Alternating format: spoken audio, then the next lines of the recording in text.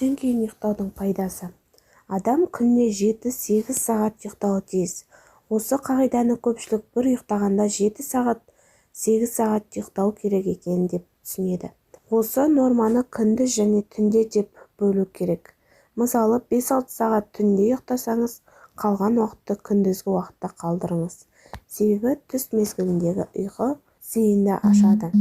Соңғы зерттеулер бойынша таңда 20 минут ұйықтағанға қарағанда түстен кейін 20 минут ұйықтаған пайдалырақ екені дәлелденген. Мысалы, НАСА агенттігі ұшқыштар мен ғарышкерлердің түс мезгіліндегі 20 минуттық ұйқысы жұмысқа деген қабілетін 34, ал зейінін 100% арттырғанын байқаған. Тіпті аз ұйықтаған кезде түс көрмесеңіз, ойламаңыз. Сіз түс көру үшін емес, сергек болу үшін, зейіннің оянуы үшін көз ілініп алатыныңызды ұмытпаңыз. Күйзелісті жояды.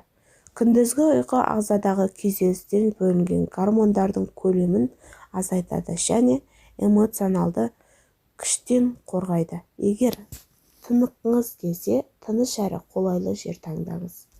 Жүрек ауруларын азайтып, қысымды бір қалыпта ұстайды.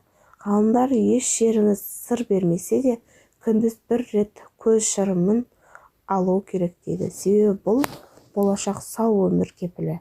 Күндізгі уақытта 15-20 минут көз іліп алуды дағдыға айналдырсаңыз, қан қысымыңыздың бір реттілік келтіреді. Әрі жүрек ауруларын 37% азайтады.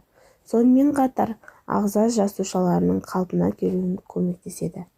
Есте сақтау қабілеті артады.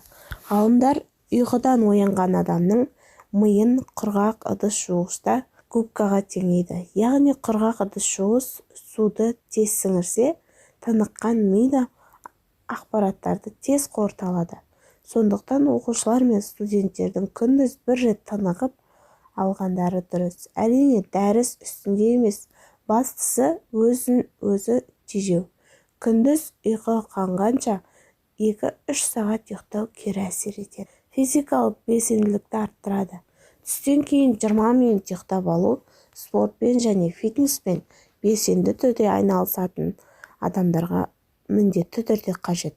Тіпті түнде 8 сағат ұйықтап жүр деген күннің өзінде түскі уақытта көз ілу шаршауды басады. Күннің екінші бөлігіне белсенділік сыйлайды. Видеоны соңына дейін көргендеріңізге рахмет. Тіркеліп, лайк басып, қоңырау шалып кетіңіздер.